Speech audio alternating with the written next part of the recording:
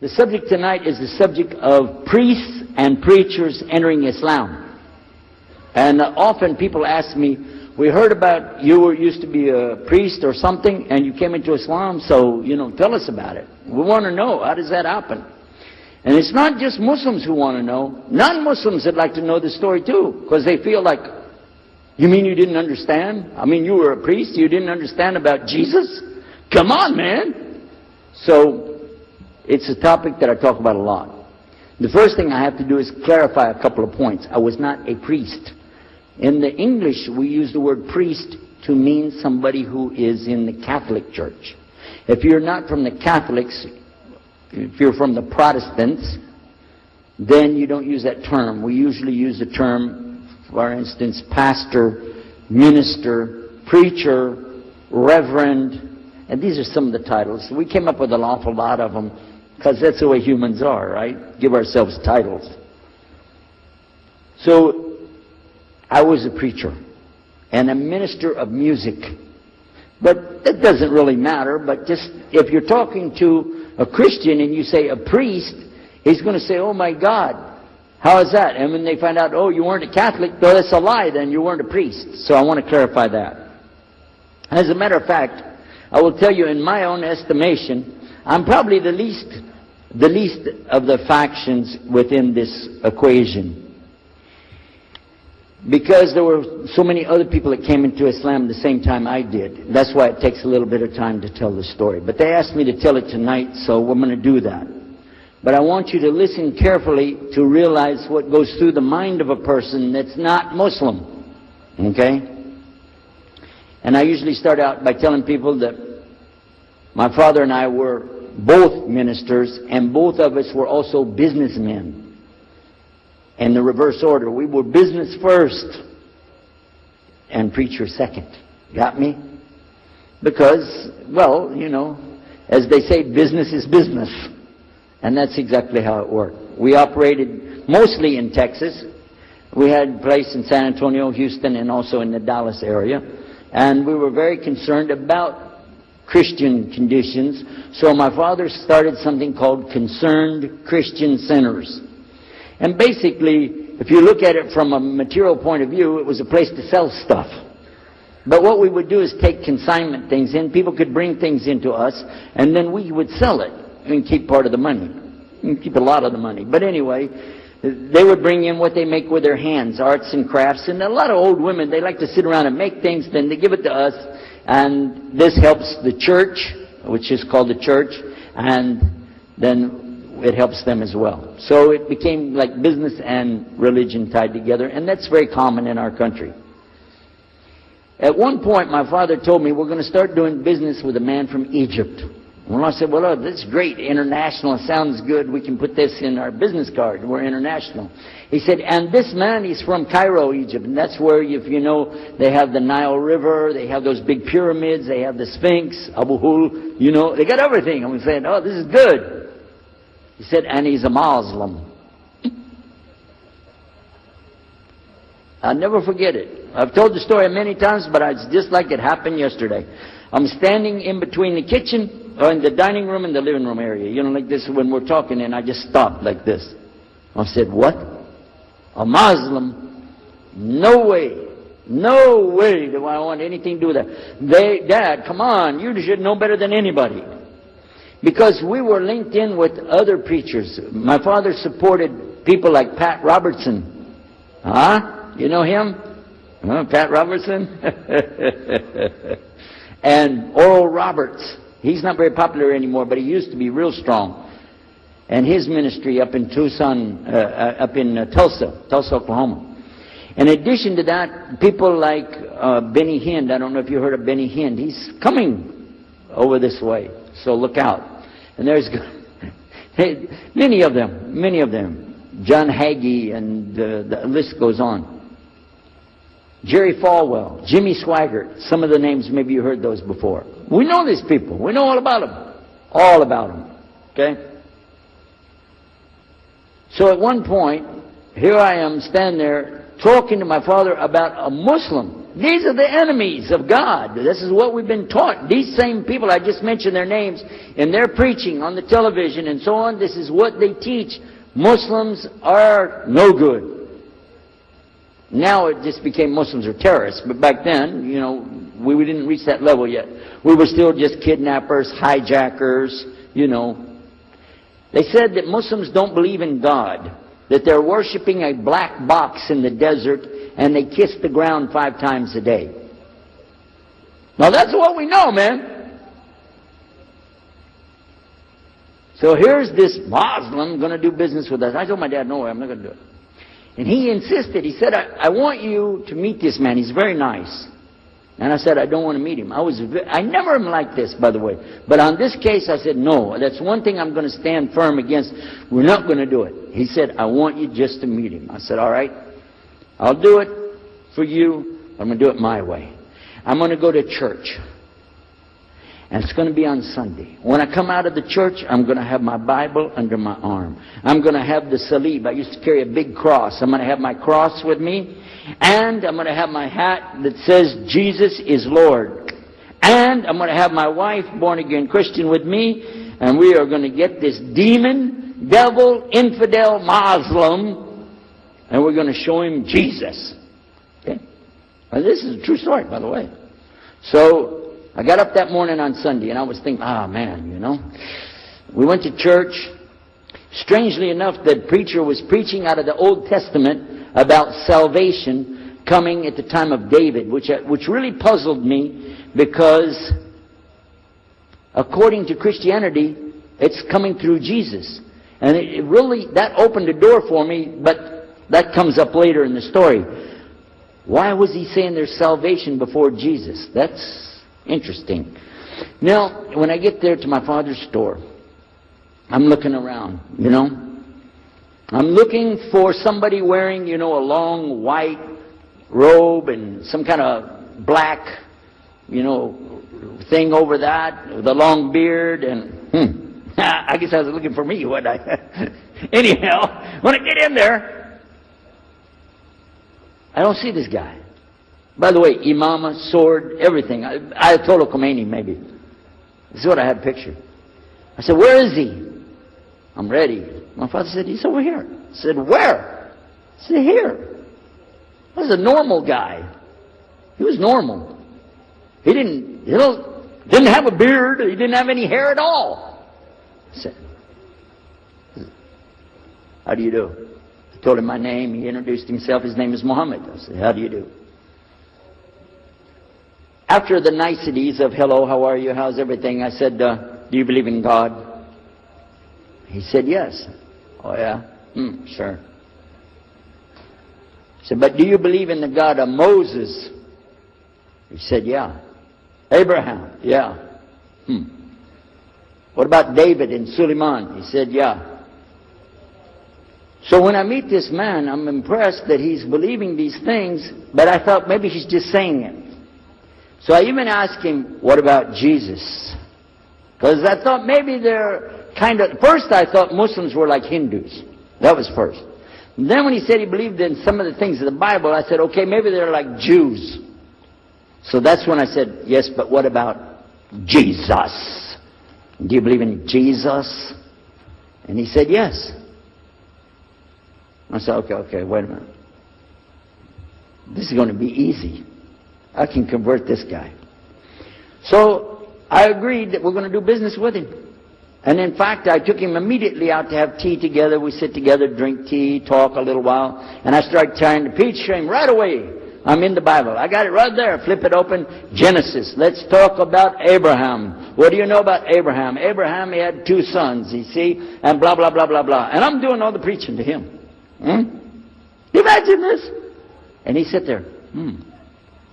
Okay. He's a graduate of Allah's heart. And like this. Get me? You know what I'm saying? Well, it happened that during Ramadan, some of his friends that he was staying with had to move their apartment around or something, and he was going to go stay in the masjid for itikaf in Ramadan. It's normal. We didn't understand. I thought he has nowhere to go. And I told my dad, this man has nowhere to go.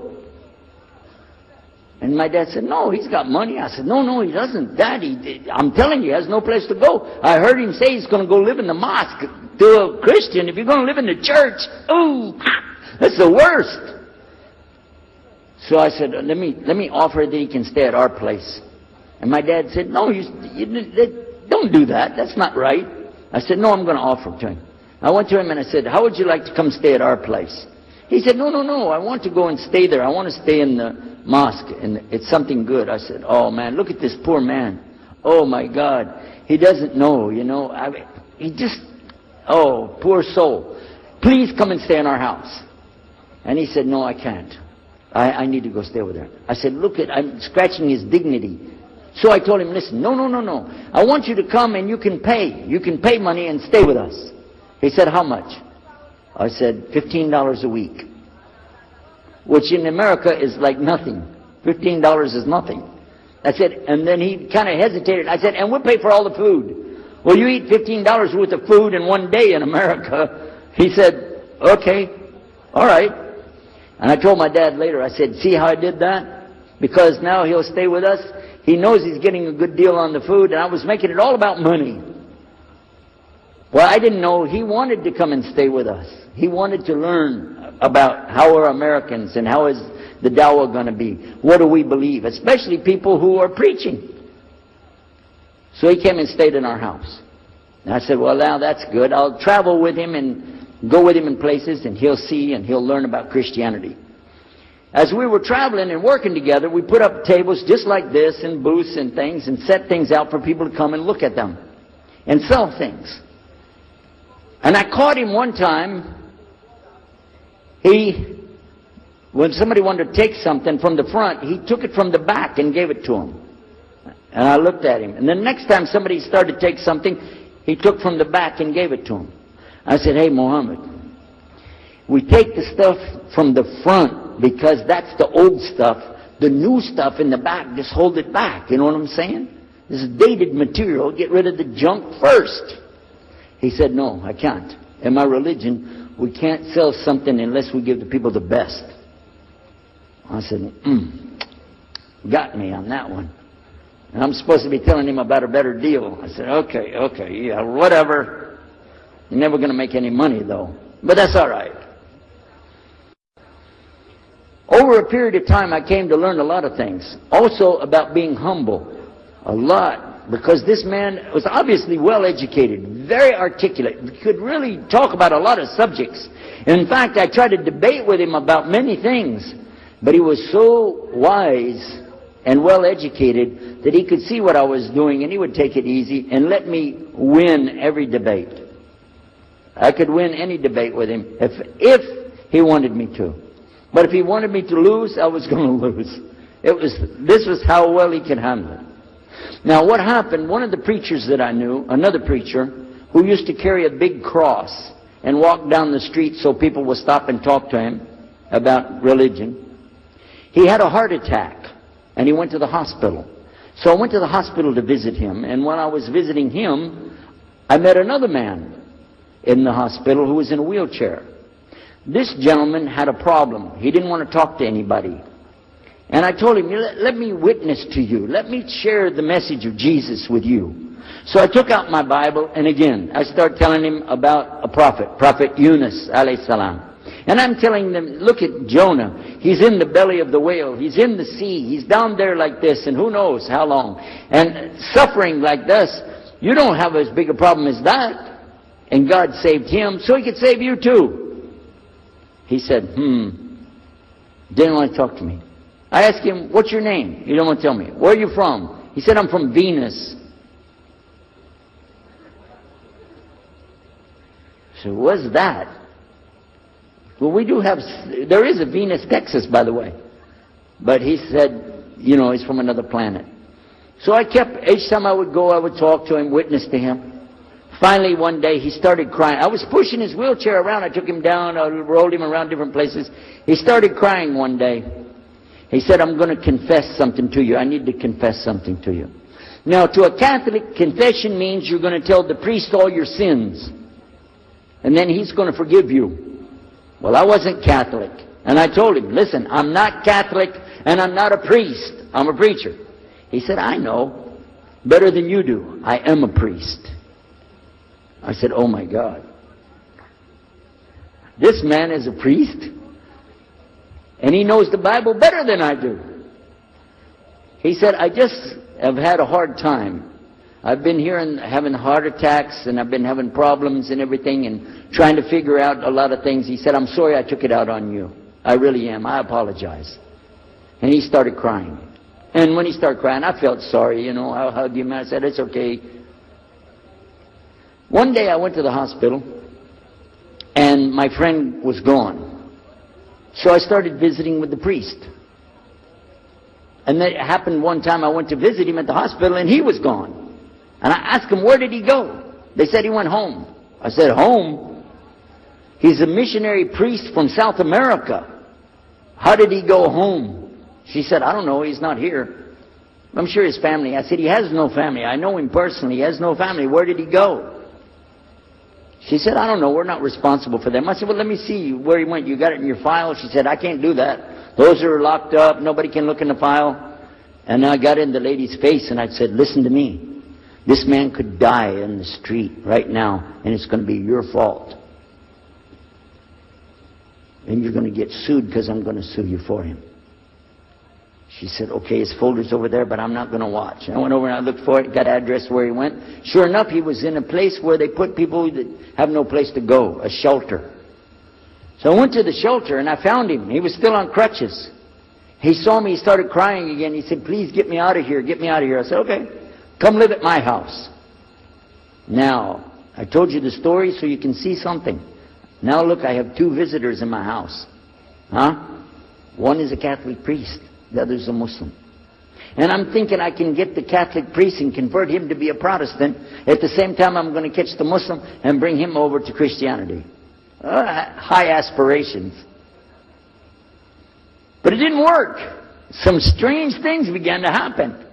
We would sit around the table at night to discuss what is the Bible and what's the salvation. My father has a Bible. It's called King James Version of the Bible. Most of you probably heard about it, especially any students of Ahmadiyyat or Zakir Naik. You've heard about King James Version of the Bible. But I work out of a different one that I've had since 1953. It's called the Revised Standard Version. And it says in it, King James Version has grave mistakes, grave errors, defects in it. That's what it says. So I began to preach out of mine, which doesn't match. And my father said, no, it's this way. I said, no, it's this way. Now my wife comes up with her Bible from Jimmy Swaggart. It's called The Good News for Modern Man. Okay? Totally different. It's written in modern vernacular. You can just, say anything you want to with it. You don't even recognize the Bible anymore. The Catholic priest, he's got another Bible. An older Bible with 73 books. We're working out of 66 books. And his is not even the same in the verses. It doesn't match up at all. And I never even knew about this subject until then. And he's saying this, and I'm saying that. My father's saying something else. My wife's saying something else. And all the time, Muhammad the Muslim is sitting over there like this.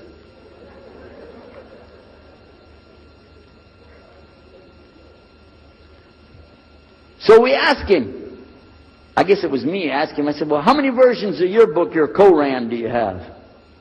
He said, the Quran has no versions. There's only one. It's original. It's in the Arabic language. ذَلِكَ الْكِتَابُ لَا رَيْبَ فِيهِ. This is the book that has no doubt. هُدَى لِلْمُتَّقِينَ. It's guidance for those who have taqwa for Allah. As Sheikh Muhammad Jabali was just telling you about this shield or taqwa that you have to have between you and Allah subhanahu wa ta'ala. And only certain people are going to get the huda, hidayah, ihdina, from this Quran. These people that have the taqwa. So when he's telling us that the Quran is one, I'm going, huh? And it's in the original language, we still have it. You know what I was thinking? He's lying. I was sure he was lying because he could see the problem we were having, and he just sat back and made that up. But I don't know Arabic at that stage, so I don't know what to say. Maybe, I don't know. And he left it at that. He didn't try to preach. But it put a big doubt in my mind now about, we got all these books. He's got one. And La Rayba Fi, no doubt in it. So another time we had another discussion that came up. Now this time I went to the other preacher who had the cross. And I was asking him, I want to be able to explain the Trinity. He said, you know the Trinity. I said, yeah, I know. And I know the Council of Nicaea when we had that. But I want to know the way to explain it so a human being can just understand it. He said, okay. It's like an apple. Just take an apple. The apple has a shell around the outside, the skin. Inside is the meat. Inside of that is the seeds. Okay? 3 things, 1 apple. That's the way. I start going back. I'm going to tell this Muslim about the Trinity. But on the way, I remember his arguing with me, his way of debating with me. I said, no, he's going to tear me apart. As soon as I say seeds, he's going to say there's more than one. So it could be 7 or 8 or 9 or 10 gods all rolled into one. No. It's got to be special. It doesn't work like that. Let me go back and try again. So I went back to him. I said, what if he says there's more than one seed in there? He said, okay. I said, and besides, it could have a worm running through it. Then that would make it go up another notch. What can I do about that? He said, okay, forget the apple. I said, okay. It's like the babe, the egg. Use the egg. The egg has a shell. Inside of the egg is the white. Inside of the white is the yellow. 3, 1 egg. That's it. So that's good to go. Now I start going home again, and it hit me. Wait a minute. The egg could have a double yolk. God becomes 4, just like that. Plus, it could be rotten. I'm not going to ask him again. So at the market one day, I saw a man, and I was talking to him because I was listening to some things that Muhammad had told us about the belief in Islam, Allah is one. And so I was telling this guy, you know, I got some doubts about the Trinity. He said, you a preacher, you have doubts? I said, yeah, it doesn't make any sense. It doesn't make any sense. How could 3 be 1? He said, okay, look. You see me? I'm one man. I said, yeah. He said, my wife? Yeah. It's one person. Yeah. See my son? Yeah. 3. 1. One family. It's the family of God. Use that. I said, there you go. The family of God. Well, you don't get very far on that one, and you realize right away they could have another kid just like that. But worse, they could get a divorce. You want a God that can get a divorce? Huh? In Texas, if you get a divorce, your wife gets the cars, house, your retirement check, your 501, your Keogh plan. She's going to get your computer and even your email. You got nothing left. And I don't want a God that can have a worm in it. I don't want a God that can be rotten, and I don't want a God that can get a divorce. I want to explain this Trinity the right way. Sure enough, the subject came up, Trinity. There we are. Now here's the priest trying to talk about the Trinity is like an apple. I'm going, go there. And then the egg, don't worry about it. The family of God, forget about it. I know what's going to happen. So we ask Muhammad, we say, okay, what do you say about God? What do you think he said? أعوذ بالله من الشيطان الرجيم بسم الله الرحمن الرحيم قل هو الله أحد الله الصمد لم يلد ولم يولد ولم يكن له كفوا أحد. And he explained it something like this. Say he is Allah, the unique, not like anything else. He's eternally sought after by his whole creation, but he doesn't need the creation. He's not the father of anything. He's not the son of anything. He's not like anything. And he is unique. Ahad. I said, boy, that's exactly what I already think, but I can't admit that. That sounds too easy. But plus in the Quran, Allah subhanahu wa ta'ala tells us to tell the Christians, don't say 3. Here's a little point. I'm going to go out of the story for a minute to show you something. Nowhere in the Old Testament, the Torah, or the Zabur, the Psalms, or the Injil, which is the New Testament, nowhere in the Bible do you find the word Trinity. Not once. Not once is the word Trinity. But it's in the Quran. We have it in the Quran. It says, Thalath. Tell them not to say Trinity. But they don't have it, and Allah said, don't say it. Guess what else? The word Bible is not in the Bible. Bible is from Greek, it means biblios or book. Book. But it's in the Quran many times. Is it? Kitab. Book. Ahl Kitab. People of the book. So we found in the Bible a shortage. They're talking about it, but the Quran is explaining it. I found actually in the Quran, I can explain the Bible much better because it gives me the things I didn't know how to explain. So then in my mind, look what I did. I started realizing what he was saying was true, but I never admitted it. Instead, I was taking this and mixing it. And when I would go give my next talk, I would say, so and so and so, and I would use what I learned from the Quran to explain what's in the Bible. Some of the people liked it, but some of them didn't. Because when I began to talk about salvation being based on what? And the Bible tells you in there, there's no Savior except God. It says it real clear. Jesus is not your Savior, God is.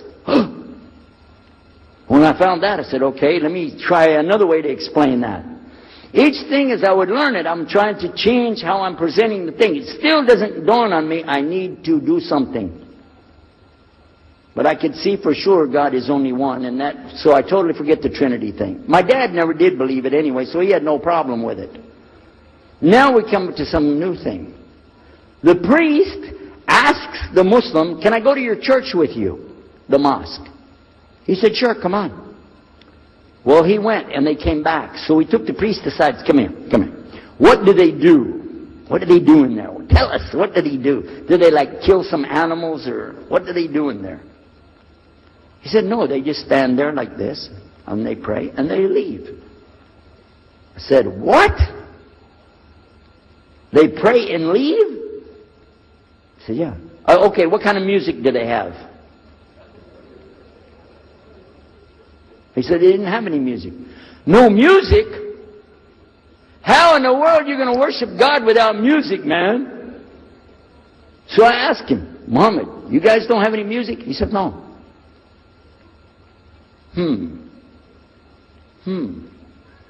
Now, I'm in the piano and organ business.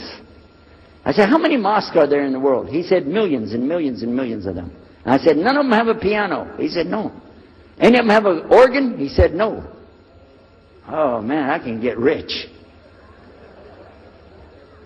Just introduce some music to these guys, put it in there, bound to be. I said, do the Arabs have any music? He said, oh, Arabs have music.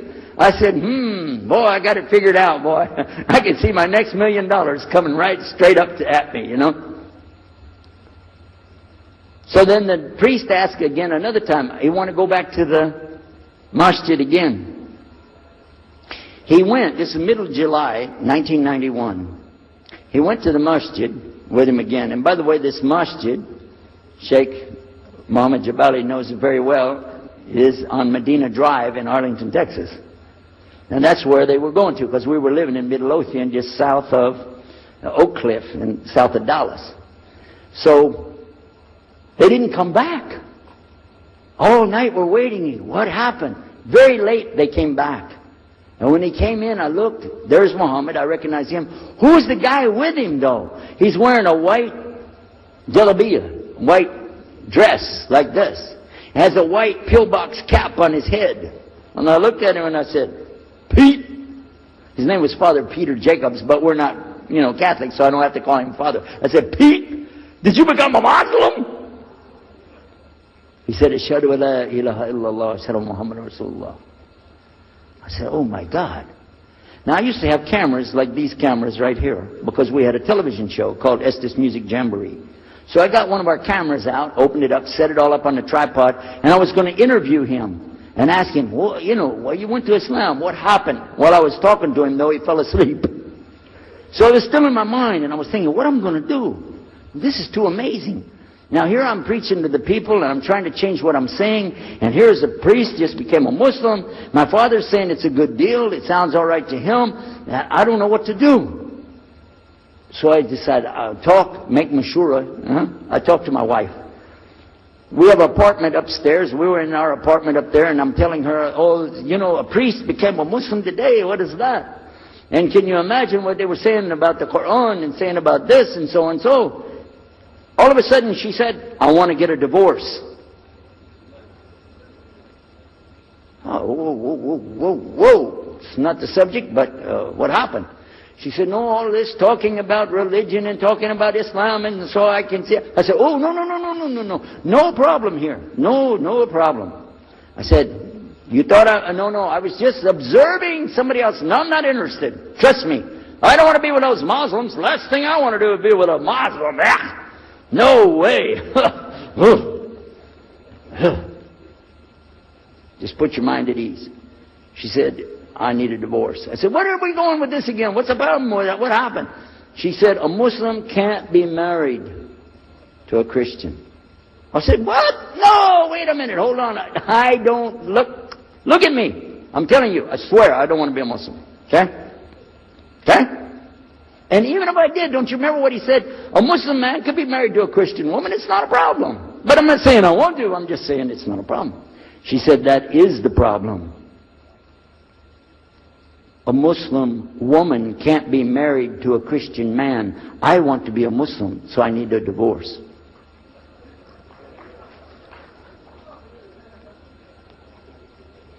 I'll never forget, I was sitting right on the edge of the bed, just sitting there, you know, and I almost fell over. I said, at last, I can tell the truth. I can say it. I didn't realize that she liked the idea. I was afraid. I said, okay, the good news is, I too want to be a Muslim. You know what she said? I don't believe you. I said, no, really. I was just saying that because, you know, but for sure, just so you know, I want to be a Muslim. I've been thinking about it. I want to be a Muslim. We're both going to be Muslim. Alhamdulillah, it's going to be great. Right? You know what she said? I don't believe you because you're either lying right now or you were lying 5 minutes ago when you said you didn't want to be a Muslim. And either way, I don't want to be married to a liar. So get out.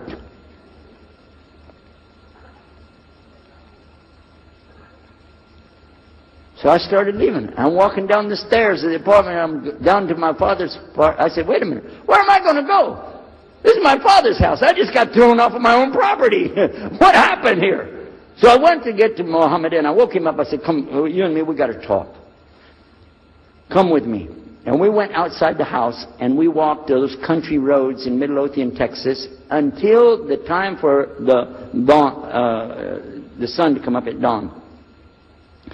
And all that time I talked to him about what's it like to be a Muslim, how do you have to believe, what do you have to do. Let me hear all of it now. And no more playing a game. I'm not debating, I just want to know. Just tell me. Just tell me what's Islam. I need to know what I need to do. And he told me everything and I realized this is it. I got to make a decision. This is a big deal though. And he told me, okay, this is up to you. You have to go make a choice for yourself. I can't help you. I said, oh my God. So when he was praying Fajr, I decided, I've been watching this man praying this direction with his head on the ground. It's so beautiful to see a man humble himself, put his head on the ground to the Rabbil Alameen. I said, oh my God, let me try that. So I sneaked off somewhere where nobody could see me. Illallah. And then I found a place, a board there, you know, and I bowed down on the ground and I put my head down on the ground on that board there. And by the way, I'm pretty good at speaking, especially in prayers. I used to make so long a prayer, they wouldn't let me say the prayer at Thanksgiving because the food would be cold. Okay? So, but I put my head on the ground and only these words came, no more words, just this. Oh God, guide me. That's it. And I was thinking, well, I got to say more than that. Nothing. Oh God, if you're there, guide me. That's it. After a while, I sat up and I looked around. There wasn't any fancy rainbow. It wasn't birds flying around. There was no big signs from above. There was no music, angels, harps, nothing like this. It was just a cloudy day in Texas. But inside, I could realize I had to make some changes. To me, that's what I need to do. There's the problem, it's inside of me. Within a few minutes, it became clear what I needed to do, and I had to develop an idea of how to pull this off.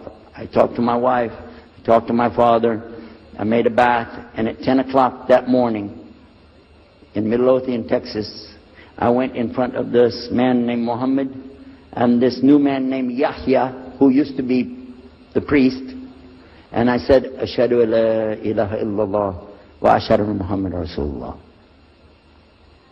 Immediately after that, my wife did her shahada. Ashhadu la ilaha illallah, ashhadu Muhammad Rasulullah.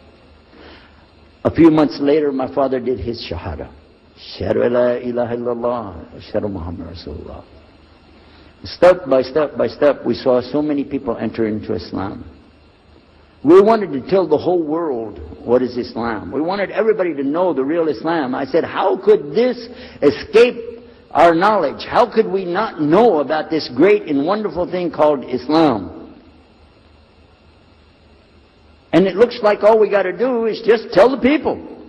I went to the Imam of the masjid there and I told him, let's tell the people. Then I found out something else about us as Muslims. And that's why we've got this convention here right now. This is why we have the exhibition. So you're going to use this week to learn how you can become, inshallah, the best Muslim you can be, and how you can show the real Islam to the people that are not Muslim. This is your duty. This is your duty. This is your language. This is your people. Just as it's my duty to give the message to my people and my language. And so the same way, it's your duty to give the message to your people. Allah will not ask you if they made shahada, but He will ask you if you delivered the message. Alhamdulillah, today, I can tell you with no doubt in my mind, we have seen thousands of people give shahada. Several hundred at a time. And I don't do it through debates. But I don't need to debate any Christian. I was a Christian. I am a Muslim. If you want, I can give you both sides. Easy. Okay? I'll play both parts. I'll be the Christian and tell you this, and then I'll be the Muslim and give the answer. And there won't be any argument. And I've done that so many times. And let me share one story with you before I end. I'm going to leave now. Inshallah. I was telling the brothers today that I was asked to give a talk in a church in Hagerstown, Maryland, just outside of Virginia. This was in 1999. And I went there and I gave a talk in the church on Sunday. Because I know how to address the people. How many years was I a Christian? 50 years? I know what they want to hear. Get them ready and they said, oh, wow, this is normal preaching. But then when I came to the part, La ilaha illallah, I stayed on La ilaha illallah until they said, yes, that makes sense, it makes sense. There was one old lady that she was saying yes. Afterwards she said, yes, but I just don't want to do it the way you're telling me. Okay? But guess what else happened? 2 people did shahada right there. Hello? In the church. In front of their preacher. They said, yes, we agree, we like this, we want to know more, and we say there's only one God to worship. Shahadu la ilaha illallah. In front of the preacher. And one of them was his daughter. I took them to the masjid and they did shahada in the masjid that afternoon, a Sunday afternoon. And later the boy, he married the girl. They're Muslims living there now. Now, let me ask you a question. If I would debate and argue with this preacher and made him look stupid, would he ever bring me back again? No. I'm going to ask you a question.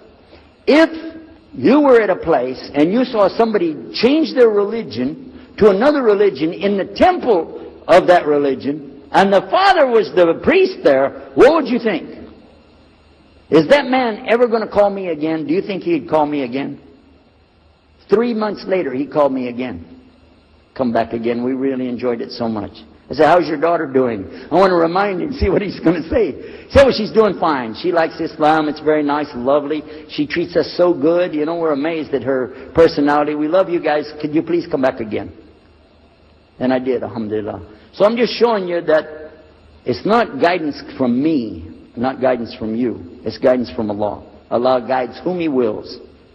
Whom He wills. So we ask Allah to guide me, all of us, and all the people. And whoever He guides, they'll be fine. But whoever Allah doesn't guide, they got a problem. Serious problem. Our job here with this exhibition of peace, the vision of Islam, is to do one thing: communicate the true message. If the people don't want it, that's your choice. That's their choice. You don't have to take it. But it's our responsibility in putting this on, all the scholars that are here, it's their responsibility to tell us what's the truth in Islam and let us see for ourselves. And that's what we're going to try to do through this week. So I need you guys to listen to me. You have to participate. Your side of it. Your side of it is to show up every day. And your side of it is to bring other people. I want you to look at all that blue plastic. Look at the blue plastic back there. You see that blue plastic? The next time we come up here, I don't want to see blue plastic. And that means I don't want you to steal the chairs tonight, okay? I want you to go get some people and fill up those chairs so they can hear this message before it's too late. Because if that man from Cairo, Egypt, had not taken the time to spend 3 months of working slowly, carefully, nurturing myself, my wife, my father, my daughters. They also became Muslim, by the way. I forgot to mention that part. And a priest. Look at what Allah gave him.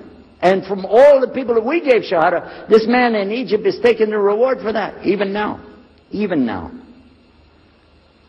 I'm not saying you'll give a Yusef Estes the Shahada, but I'm saying Allah will give you the reward according to what you're trying to do. Please don't leave this place tonight and forget what you heard here. Please carry this with you.